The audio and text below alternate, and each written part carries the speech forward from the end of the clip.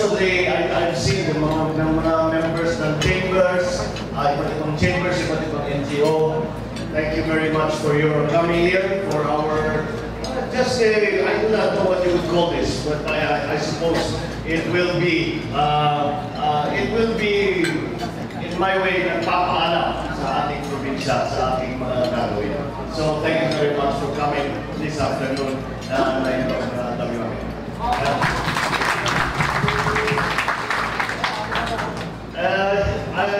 We have heard many times the saying that every voyage starts with one small step. And as we now embark upon another great enterprise in what we as public servants continue to do, and it is that one step that begins that great venture, that great enterprise must of course come from home, and home is Ilocos. And that is something that we have always felt. And even when we were living in Manila, ramdam na ramdam namin na hindi kami tiga doon, hindi kami tiga kahit sa Ampa, kung hindi tiga Ilocos Norte at saka tiga Leyte. And that has always been the feeling that we have gotten. And it has been reinforced over the years. Dahil nga, alam naman ninyo, maraming pinagdaanan ang aming pamilya. At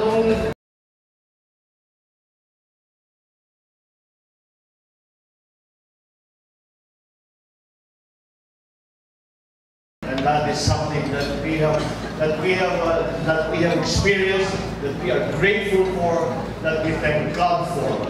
And for that, we thank you.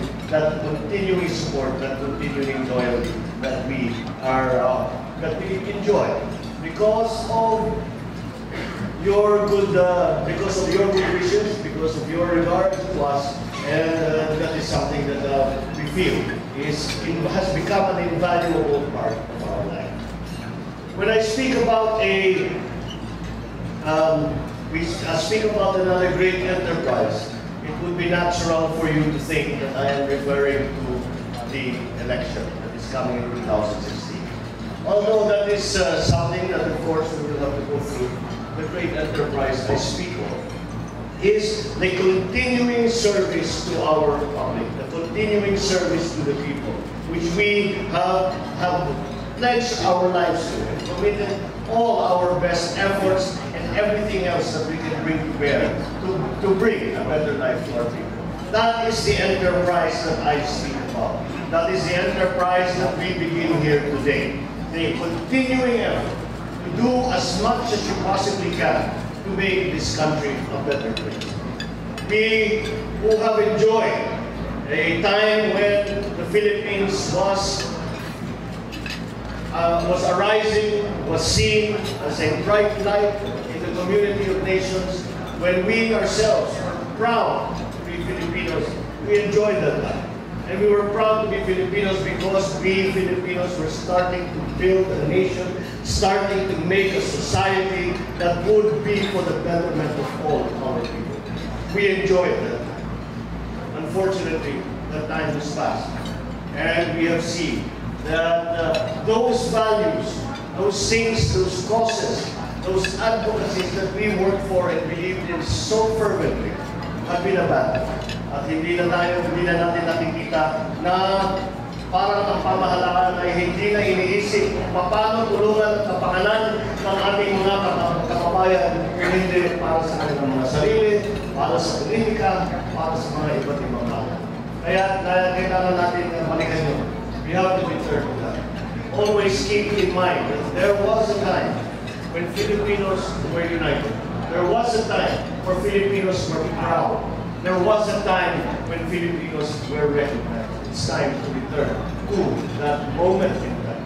And the only way that we can do it is to continue to pursue what we have pursued in all the years past. And that is the betterment of our people's condition, the betterment of our country, and the continuing progress of our country. We do this by putting our efforts into nation building. That is my enterprise that I start here today, here in Malacanang on the north, here our Paway House here, where we have had so many beautiful personal, professional memories. This is a place where it is proper that I begin. Many of you have asked, marami sa inyo nagtatanong, ano ba ang maaari namin gawin? Ano ba ang aming maaari pa maitulong? And I thank you all for making those offers. Salamat sa inyo. Sa tuluyan ninyong hindi nagsasawa na tulong at susuporta sa amin. And I would just say it is a very simple thing. Marami dito, many people here are elected officials.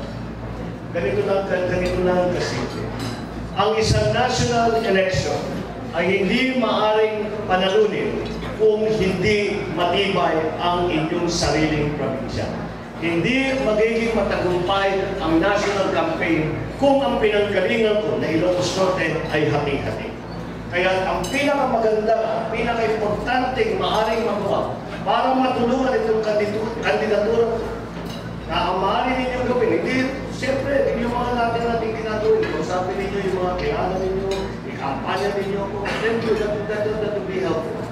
But, kung hindi buo, kung hindi nag-iisa ang Ilocos Norte, mahirap makipaglaban sa national election.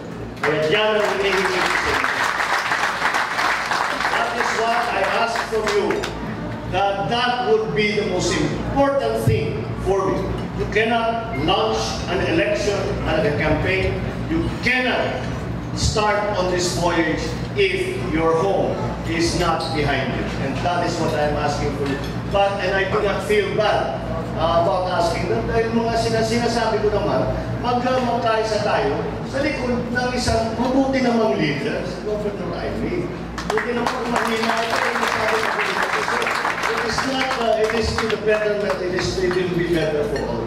So that is what I believe, that we here in Ilocos Norte should continue to remember. That the only way that I can go out into the rest of the country, the only way that I can ask for the rest of the country's support, for the rest of the country's understanding, is only if I can say, and we have done it in Ilocos Norte, we are united and we are together, and this way we are strong. That is what we need to do. So thank you all for coming this afternoon.